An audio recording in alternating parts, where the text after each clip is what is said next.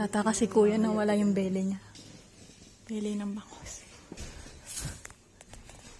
Ginamit na naman ako ng Panginoon para bigyan ko ng ulam dito.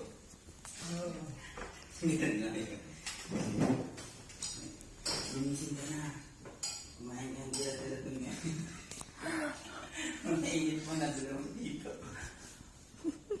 So?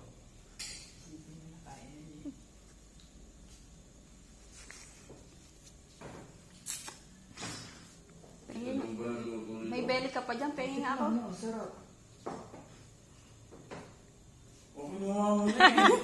Hindi ko po nga muna eh. Ito naman parang ano to, inuubos.